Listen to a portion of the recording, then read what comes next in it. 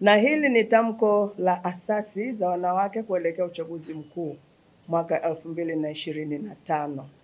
Wakati wa Tanzania wakielekea katika tukio la kikatiba la kupiga kura mnamo Oktoba 29, muunganiko wa asasi za kiraia zinazotetea makundi maalum ikiwemo wanawake, watoto na vijana wanawake tumeungana kwa pamoja kuhimiza umma kuhusu ajenda muhimu ya ushiriki wa wanawake katika siasa na uongozi, sambamba na kuhimiza ushiriki wa wanawake katika upigaji kura siku ya Oktoba 29 mwaka huu. Ushiriki wa wanawake katika siasa na uongozi ni miongoni mwa vipaumbele vya asasi za kiraia vyenye mrengo wa jinsia. Hivyo basi, sisi muunganiko wa asasi za kiraia tunawahakikishia kuwa tunakwenda kutimiza wajibu wetu wa kikatiba wa kupiga kura na kadhalika kuhimiza wanawake kwenda kushiriki katika mchakato wa kikatiba wa kupiga kura. Viongozi hawa tutakaowachagua, tunaamini kwa baada ya mchakato huo tutawatwika madai yetu ya kimaendeleo yanayowahusu wanawake, watoto, wanawake vijana na watu wenye ulemavu na ajenda nyinginezo za mrengo wa jinsia. Tanzania ni miongoni mwa nchi chache za Afrika ambazo zimepiga hatua katika ajenda ya ushiriki wa wanawake katika siasa na uongozi. Kwa mara ya kwanza, Tanzania imepata kiongozi mkuu wa nchi mwanamke, Mheshimiwa Samia Suluhu Hassan, ambaye pia anawania kiti hicho cha urais kwa tiketi ya CCM. Kadhalika, mwaka huu kumekuwa na wagombea wengine wanawake wa urais akiwemo Saumu Rashid kutoka UDP na Mwajuma Mirambo kutoka UMD.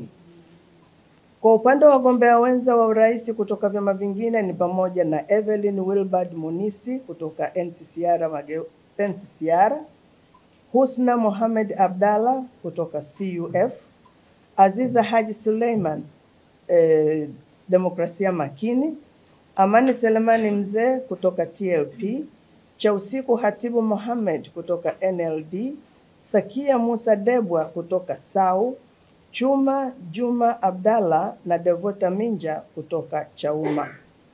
Hii ni hatua kubwa ya kidemokrasia kwa Tanzania na kwa ajenda ya ushiriki wa wanawake katika siasa na uongozi. Tunapenda kuikumbusha jamii kuwa katika kipindi hiki cha kampeni na uchaguzi ni muhimu kuepuka lugha za kejeli, udhalilishaji na mashambulizi ya kibinafsi, hasa katika misingi ya kijinsia. Badala yake, mjadala wa kisiasa ujikite katika sera, ilani na hoja zenye kujenga taifa. Zima la ushiriki wa wanawake katika masuala mazima ya uchaguzi.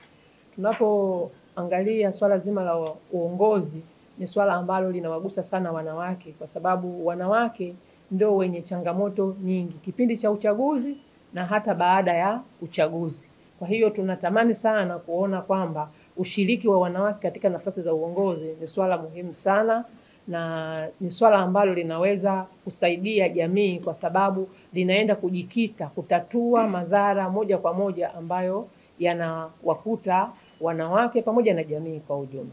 Mimi nitasisitiza tu kuwa Tanzania ni yetu sote na Tanzania inajengwa na makundi yote, wanawake, wanaume, watoto na makundi yote ikiwepo watu wenye ulemavu. Kwa hiyo wote tuna haki sawa. Tumeona katika miaka karibuni hata wasichana wengi wamekuwa na shauku na hamu ya kutamani kuwa viongozi kwa sababu tu kuona kuna viongozi wanawake ambao wameshika nafasi kubwa ambayo kwa historia ya Tanzania haikuwahi kutokea. Lakini niendelee kusema tu, huwa kuna changamoto pale ambapo mwanamke anashika nafasi ya uongozi. Changamoto yote inayotokea kwenye mfumo wa uongozi, naamini hakuna mfumo wote wa siasa au mfumo wote wa uongozi ambao hauna changamoto.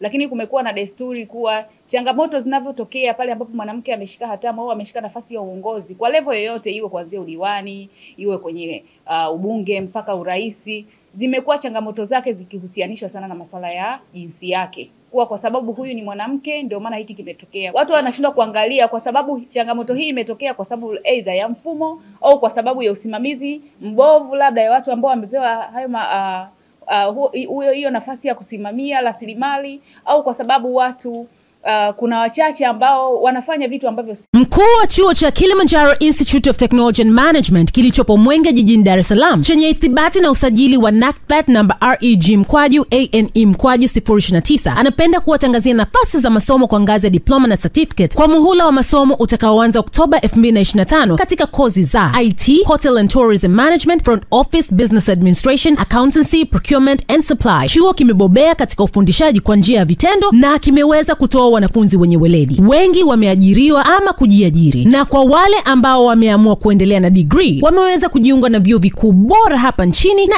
nje ya nchi. Pia kuna kozi fupi za computer application, graphic and design, video production pamoja na CCTV camera. Kwa maelezo zaidi piga simu namba 0717816034 au 0754864361. KITM, elimu na ujuzi kwa uchumi imara.